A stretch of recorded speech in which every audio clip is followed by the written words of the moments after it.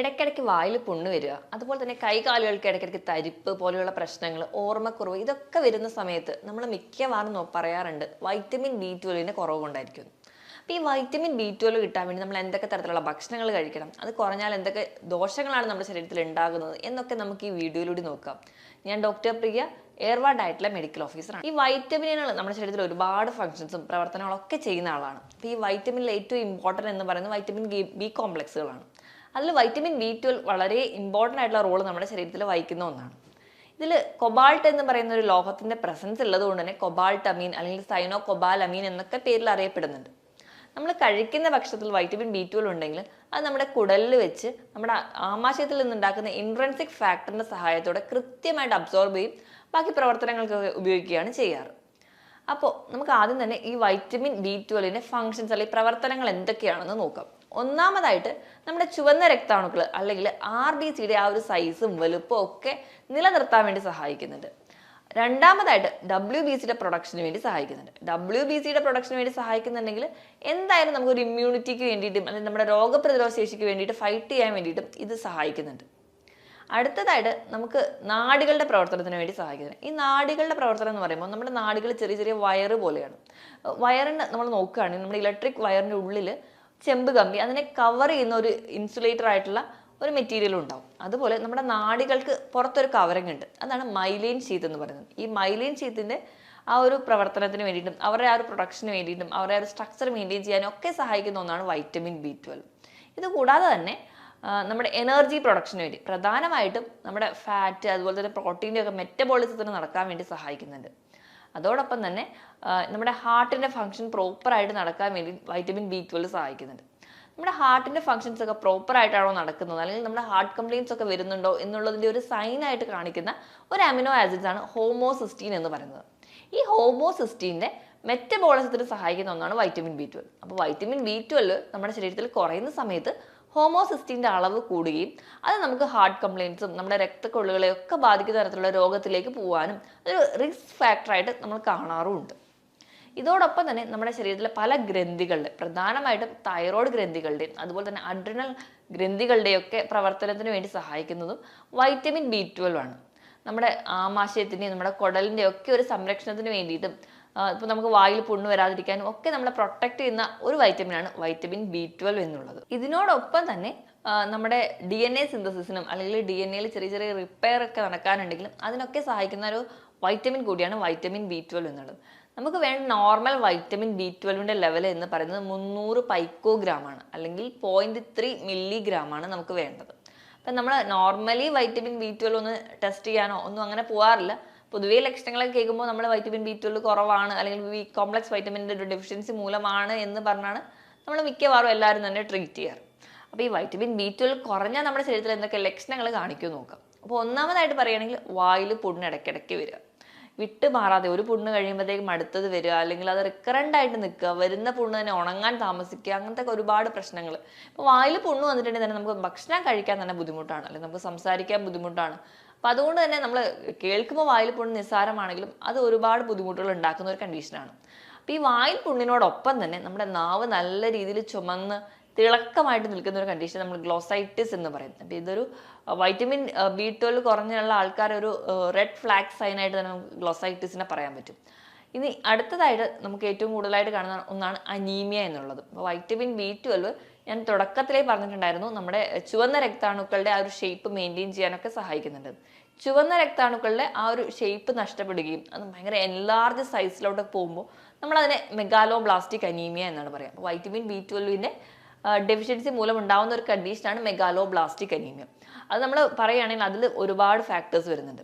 അപ്പോൾ ഈ മെഗാലോബ്ലാസ്റ്റിക് അനീമിയയിൽ തന്നെ ഏറ്റവും സ്പെസിഫിക് ആയിട്ട് പെർനീഷ്യസ് അനീമിയ എന്ന് പറയുന്ന ഒരു കണ്ടീഷന് കാരണവും ഈ വൈറ്റമിൻ B12 ഡെഫിഷ്യൻസിയാണ്. നമ്മുടെ ശരീരത്തിൽ ഇൻട്രൻസിക് ഫാക്ടർ എന്ന് പറയുന്ന ഒരു കണ്ടന്റ് നമ്മുടെ ആമാശയത്തിൽ ഉണ്ടാകുന്നതാണ് നമ്മുടെ വൈറ്റമിൻ B12 അബ്സോർപ്ഷന് സഹായിക്കുന്നത്. അപ്പോൾ ഇൻട്രൻസിക് ഫാക്ടർ കുറയുമ്പോൾ വൈറ്റമിൻ B12 കുറയുന്നു. അതുമൂലം ഉണ്ടാകുന്ന അനീമിയകളെ നമ്മൾ സ്പെസിഫിക് ആയിട്ട് പറയുന്നതാണ് പെർനീഷ്യസ് അനീമിയ. അപ്പം അങ്ങനെയും ഒരു കാരണം ഉണ്ടാവുന്നുണ്ട്. ഇനി അടുത്തതായിട്ട് ഞാൻ പറഞ്ഞതുപോലെ നാഡികളുടെ പ്രവർത്തനത്തിന് വളരെ ഇമ്പോർട്ടൻ്റ് ആണ്. ഈ നാഡികളുടെ പ്രവർത്തനം മൂലമാണ് നമ്മുടെ ബ്രെയിനിൻ്റെ പവർ നടക്കുന്നത്, നമ്മൾ നടക്കുന്നത്, നമ്മൾ ചിന്തിക്കുന്നത്, എല്ലാ ഫങ്ഷൻസും കൺട്രോൾ ചെയ്യുന്നത് നാഡികളാണ്. അപ്പോൾ ഈ നാഡികൾ മൊത്തത്തിലൊരു ഡാമേജ് ആവുകയാണെങ്കിൽ ഒന്നാമതായിട്ട് നമുക്ക് നമ്മുടെ കോൺസെൻട്രേഷൻ നഷ്ടപ്പെടുന്നു, നമുക്ക് ഒരു കാര്യത്തിലും അറ്റൻഷൻ ഉണ്ടാവുന്നില്ല, ഓർമ്മക്കുറവ് ഉണ്ടാവുന്നു. നമ്മുടെ ഒരു ഓൾഡ് ഏജ് എത്തുന്നതിന് മുൻപ് തന്നെ നമുക്ക് പല കാര്യങ്ങളും മറന്നു പോകാം. ഒരു സാധനം വെച്ചാൽ അത് എവിടെയാണെന്ന് മറന്നു പോവുക. പല കാര്യങ്ങളും ഇപ്പോൾ പഠിക്കുന്ന കുട്ടികളുടെ കേസിലൊക്കെ വൈറ്റമിൻ B12 കുറയുന്ന സമയത്ത് പഠിക്കുന്ന കാര്യങ്ങൾ പോലും അവർക്ക് പേപ്പറിൽ കറക്റ്റായിട്ട് എഴുതാൻ പറ്റാതെ വരിക, അല്ലെങ്കിൽ ക്ലാസ്സിലെ കുറച്ചുകൂടെ ബാക്കായി പോവുക, ഇങ്ങനത്തെ പ്രശ്നങ്ങളൊക്കെ കാണിക്കാറുണ്ട്. ഇനി അടുത്തായിട്ട് പറയുന്നത് ബ്രെയിൻ ഫാഗ്, അല്ലെങ്കിൽ തലയ്ക്കൊരു കനം, ഒരു മന്ദതയായിരിക്കും നമുക്ക് തോന്നുക. ഇനി നടക്കാൻ പോകുമ്പോൾ വേച്ച് പോവുക, അല്ലെങ്കിൽ നടക്കാൻ ബുദ്ധിമുട്ട് തോന്നുക, ഇതും നമുക്കൊരു സ്പൈനൽ കോഡിൻ്റെയോ അല്ലെങ്കിൽ സുഷുമ്ന നാഡിനെയൊക്കെ ബാധിക്കുന്ന സമയത്ത് ഉണ്ടാവുന്ന ലക്ഷണങ്ങളാണ്. ഇനി ഇതോടൊപ്പം തന്നെ കൈകാലുകൾക്കുള്ള തരിപ്പ്, പെരുപ്പ്, ഇവിടെയും നാഡികളെ ബാധിക്കുന്നത് മൂലം ഉണ്ടാവുന്നതാണ്. ഇങ്ങനെ ന്യൂറോപ്പതിയുടെ പല പല വിഭാഗങ്ങളിലായിട്ട് നമുക്ക് കാണിക്കാൻ പറ്റും. ഏതൊരു ഏരിയയിൽ മൈലിൻ ഷീത്തിനെയാണോ ബാധിച്ചത് അതിനെ ഡിപ്പെൻഡ് ചെയ്ത് നമുക്ക് സിംറ്റംസ് മാറിക്കൊണ്ടേയിരിക്കും. ഇപ്പം സ്പൈനൽ കോഡിലാണെങ്കിൽ നമുക്ക് നടക്കാൻ കട്ടിലേന്നൊക്കെ എണീക്കുന്ന ആ ഒരു സമയത്ത് പെട്ടെന്ന് വേച്ച് പോവുക, അല്ലെങ്കിൽ നടക്കാൻ പോകുന്ന സമയത്ത് പെട്ടെന്ന് ബാലൻസ് തെറ്റി പോവുക, ഇങ്ങനത്തെ ലക്ഷണങ്ങളായിട്ടായിരിക്കും പ്രസന്റ് ചെയ്യുക. അപ്പം ഈ പറഞ്ഞ കാര്യങ്ങളൊക്കെ നമുക്ക് വൈറ്റമിൻ B12 കുറയുമ്പോൾ ഉണ്ടാവുന്നതാണ്. ഇനി ഇത് കൂടാതെ തന്നെ നമ്മുടെ ഹാർട്ടിന്റെ ഫംഗ്ഷൻസിന് ഇമ്പോർട്ടൻ്റ് ആണെന്ന് പറഞ്ഞു. അപ്പോൾ വൈറ്റമിൻ B12 കുറയുന്ന സമയത്ത് നമ്മുടെ ശരീരത്തിൽ അമിനോ ആസിഡ്സ് ആയിട്ടുള്ള ഹോമിസിസ്റ്റീൻ എന്ന് പറയുന്ന ഒരു കണ്ടന്റ്, മെത്തിയോണിൻ എന്ന് പറയുന്ന ഒരു അമിനോ ആസിഡ് ഡൈജസ്റ്റ് ചെയ്തുണ്ടാവുന്ന ഒരു കണ്ടന്റ് ആണ്. അപ്പോൾ നോർമലി അതിൻ്റെ ലെവൽ നമ്മുടെ കുറവായിരിക്കും നമ്മുടെ ശരീരത്തിൽ. വൈറ്റമിൻ B12 കുറയുന്ന സമയത്ത് ഇതിൻ്റെ ലെവൽ അങ്ങ് കൂടാൻ തുടങ്ങും. ഈ ഹോമോസിസ്റ്റീൻ്റെ ലെവൽ കൂടുന്ന സമയത്ത് നമുക്ക് നമ്മുടെ രക്തക്കൊഴലുകളും നമ്മുടെ ബ്ലഡ് വെസൽസിനൊക്കെ ഡാമേജ് ഉണ്ടാവാൻ തുടങ്ങും. നമുക്ക് അതിറോസ്ക്ലിറോസിസ്, അല്ലെങ്കിൽ നമ്മുടെ രക്തം കട്ട പിടിക്കുന്ന അവസ്ഥകളും ഒക്കെ ആയിട്ട് മാറും. അത് നമ്മുടെ ഹാർട്ടിൻ്റെ ഫംഗ്ഷനെ ബാധിക്കുന്നുണ്ട്. അപ്പോൾ വൈറ്റമിൻ B12 എന്ന് പറയുമ്പോൾ നിസ്സാരമായി കാണുന്ന ഒരു വൈറ്റമിൻ ആണെങ്കിലും നമ്മുടെ ഹാർട്ടിൻ്റെ ഫംഗ്ഷൻ വരെ കൺട്രോൾ ചെയ്യുന്ന ഒരു വൈറ്റമിനാണ് വൈറ്റമിൻ B12 എന്നുള്ളത്. ഈ പറഞ്ഞ ലക്ഷണത്തോടൊപ്പം തന്നെ ഈ പെരിഫറൽ ന്യൂറോപ്പതിയോട് കൂടെ തന്നെ ഒപ്റ്റിക് ന്യൂറോപ്പതി, നമ്മുടെ കണ്ണിൻ്റെ കാഴ്ച മങ്ങുക, അല്ലെങ്കിൽ നമുക്ക് ഇപ്പോൾ അനീമിയ, നേരത്തെ പറഞ്ഞ പോലെ മെഗാലോബ്ലാസ്റ്റിക് അനീമിയ അല്ലെങ്കിൽ പെർനീഷ്യസ് അനീമിയ ഒക്കെ പ്രസന്റ് ചെയ്യുന്നുണ്ട്. അനീമിയയുടെ ലക്ഷണങ്ങളായിട്ടുള്ള ഭയങ്കരമായുള്ള ക്ഷീണം, തലയ്ക്കൊരു കനം പോലെ, തലവേദന, ചെവിയിലൊരു മൂളൽ, മരവിപ്പ് പോലെയുള്ള ലക്ഷണങ്ങൾ കാണിക്കാറുണ്ട്. ഭയങ്കരമായ വിളർച്ചയുടെ ലക്ഷണങ്ങൾ നമ്മളിൽ കാണാറുണ്ട്. WBCയുടെ പ്രൊഡക്ഷന് കുറയുന്നതിൻ്റെ ഭാഗമായിട്ട് രോഗപ്രതിരോധ ശേഷി വളരെയധികം കുറയുന്നതായിട്ട് കാണാം. ഇടയ്ക്കിടയ്ക്ക് ഇൻഫെക്ഷൻസ് വരിക, കുഞ്ഞുങ്ങളിലൊക്കെ ആണെങ്കിൽ പ്രത്യേകിച്ച് ഇടയ്ക്കിടയ്ക്ക് റിക്കറൻ്റ് ആയിട്ട് ഇൻഫെക്ഷൻസ് വരുന്നതും ഒക്കെ നമുക്ക് വൈറ്റമിൻ B12 കുറയുമ്പോൾ കാണാറുണ്ട്. ഈ പറഞ്ഞ ഒരു ബുദ്ധിമുട്ടോടൊപ്പം തന്നെ ചെറുപ്പക്കാരിൽ പെട്ടെന്ന് തന്നെ പക്ഷാഘാതം പോലെയുള്ള പ്രശ്നങ്ങളും ഒക്കെ വൈറ്റമിൻ B12 കുറയുമ്പോഴാണ് കൂടുതലായിട്ട് വരുന്നതായിട്ട് കാണുന്നത്. മറ്റ് വൈറ്റമിൻസ് ഒക്കെ നമ്മുടെ ശരീരത്തിൽ കുറഞ്ഞാലും നമുക്കൊരു ഉന്മേഷക്കുറവും അല്ലെങ്കിൽ ഒരു ഉത്സാഹക്കുറവും ജോലി ചെയ്യാനുള്ളൊരു ക്ഷീണവും ഒക്കെ നമുക്ക് തോന്നാറുണ്ട്. അതുപോലെ വൈറ്റമിൻ B12 കുറഞ്ഞാലും ഈ കോമൺ ആയിട്ടുള്ള ലക്ഷണങ്ങൾ കാണിക്കാറുണ്ട്. തൈറോയ്ഡ് ഗ്രന്ഥിയുടെയും അതുപോലെ തന്നെ അഡ്രിനൽ ഹോർമോൺസിൻ്റെയും ഒക്കെ ആ ഒരു വേരിയേഷൻസ് കാണിക്കുന്നത് കൊണ്ട് തന്നെ നമുക്ക് anxiety, depressions, mood disorder, irritability പോലെയുള്ള മാനസിക പ്രശ്നങ്ങളും വൈറ്റമിൻ B12 കുറഞ്ഞാലും ഉണ്ടാവും. അപ്പോൾ ഒരു ആൾക്ക് നമ്മുടെ അടുത്ത് വരുന്ന അല്ലെങ്കിൽ നമ്മുടെ ചുറ്റുപാടിലും ഏതെങ്കിലും ഒരാൾക്ക് ന്യൂറോപ്പതിയുടെ സിംറ്റംസ് ഉണ്ട്, അതുപോലെ തന്നെ നമുക്ക് ഇങ്ങനെ ഡിപ്രഷൻ പോലെയുള്ള മൂഡ് സ്വിങ്സുകൾ കാണിക്കാറുണ്ട്. ഇതിനോടൊപ്പം തന്നെ നമുക്ക് അനീമിയ അല്ലെങ്കിൽ ഒരു ഉന്മേഷക്കുറവ്, ഒരു ഉത്സാഹക്കുറവ്, ഭയങ്കര ക്ഷീണം, പേശികൾക്ക് വേദന, ഈ പറയുന്ന പ്രശ്നങ്ങളും നമുക്ക് നടക്കാൻ പോകുമ്പോൾ വേച്ച് പോകുന്ന പ്രശ്നങ്ങളും ഒക്കെ കാണിക്കുന്നതെങ്കിൽ മിക്കവാറും അവർക്കൊരു വൈറ്റമിൻ B12 ഡെഫിഷ്യൻസി ആയിരിക്കും. ഇതോടൊപ്പം തന്നെ നമ്മുടെ ആമാശയത്തിനെയും കുടലിനെയും ഒക്കെ ബാധിക്കുന്ന രീതിയിലും അതോടൊപ്പം തന്നെ വായിൽ പുണ്ണ് വരിക, ഈ പറയുന്ന ലക്ഷണങ്ങളും കൂടെ കാണിക്കാറുണ്ട്. അപ്പോൾ ഇങ്ങനത്തെ പ്രശ്നങ്ങളൊക്കെ കാണുമ്പോൾ ഇത് ആർക്കാണ് കൂടുതലായിട്ടും വൈറ്റമിൻ B12 കുറയുന്നതെന്ന് നോക്കാം. ഈ വൈറ്റമിൻ B12 എന്ന് പറയുന്ന ഒരു വൈറ്റമിൻ കുറയാൻ ഏറ്റവും ഇമ്പോർട്ടൻറ്റ് കാരണം എന്ന് പറഞ്ഞാൽ നമ്മൾ ഒന്നാമത് പ്യുവർ വെജിറ്റേറിയൻസ് ആണെങ്കിൽ കൂടുതലും ഈ വൈറ്റമിൻ B12 അടങ്ങിയ ഭക്ഷണങ്ങൾ നമ്മൾ മാംസത്തിലാണ് ഉള്ളത്. അപ്പോൾ നമ്മൾ വൈറ്റമിൻ B12 കുറയാൻ ഒരു കാരണം എന്ന് പറഞ്ഞാൽ നമ്മൾ കംപ്ലീറ്റ്ലി വെജിറ്റേറിയൻ ആണെങ്കിൽ, ഒട്ടും നോൺ വെജ് കഴിക്കാത്ത ഒരാളാണെങ്കിൽ അവർക്ക് കുറയാൻ ചാൻസ് ഉണ്ട്. 75 വയസ്സിന് മുകളിലെത്തിയ ആൾക്കാർക്ക് സ്വാഭാവികമായിട്ട് വൈറ്റമിൻ B12 ഡെഫിഷ്യൻസി കാണിക്കാറുണ്ട്. ഇത് കൂടാതെ തന്നെ വൈറ്റമിൻ B12 അബ്സോർബ് ചെയ്യണമെങ്കിൽ നമ്മുടെ കുടലിൽ ഇൻട്രൻസിക് ഫാക്ടർ എന്ന് പറയുന്ന ഒരു കണ്ടന്റ് വേണം. അപ്പോൾ നമ്മുടെ കുടലുമായി ബന്ധപ്പെട്ട എന്തെങ്കിലും രോഗങ്ങൾ, കോൺസ് ഡിസീസ്, സീലിയാക് ഡിസീസ്, അല്ലെങ്കിൽ ഇപ്പം എന്തെങ്കിലും സർജറി ഒക്കെ കുടലിന് ചെയ്ത ആൾക്കാരാണെങ്കിൽ ഇവർക്കൊക്കെ ഒരു വൈറ്റമിൻ B12 ഡെഫിഷ്യൻസി കാണിക്കാറുണ്ട്. ഈ പറഞ്ഞ കൂട്ടുകാരോടൊപ്പം തന്നെ അധികമായിട്ട് മദ്യപാനം ശീലമുള്ള ആൾക്കാർ, കണ്ടിന്യൂസ് ആയിട്ട് ഓറൽ കോൺട്രാസെപ്റ്റീവ് പിൽസ് കഴിക്കുന്ന ആൾക്കാർ, അതുപോലെ തന്നെ ആവശ്യമില്ലാതെ മരുന്ന് കഴിക്കുന്ന ആൾക്കാർ, ഡോക്ടറെ പ്രിസ്ക്രിപ്ഷൻ ഒന്നും കൂടാതെ മരുന്ന് കഴിക്കുന്ന ആൾക്കാർക്ക് നമ്മുടെ ആമാശയത്തിൽ കൃത്യമായിട്ടൊരു ബാക്ടീരിയകളൊന്നും ഇല്ലെങ്കിൽ, അല്ലെങ്കിൽ നമുക്ക് ഗുണകരമായിട്ടുള്ള ബാക്ടീരിയകളൊക്കെ നശിച്ചു പോകുന്നതിൻ്റെ ഭാഗമായിട്ട് കറക്റ്റായിട്ട് ഈ ഒരു വൈറ്റമിൻ B12 അബ്സോർപ്ഷൻ നടക്കാതെ വരികയും അങ്ങനെയും ഈ ഒരു വൈറ്റമിൻ B12 ഡെഫിഷ്യൻസി കാണിക്കാറുണ്ട്. അപ്പം എന്ത് തരത്തിലുള്ള ഭക്ഷണമാണ് കഴിക്കേണ്ടത് എന്ന് നമുക്ക് നോക്കാം.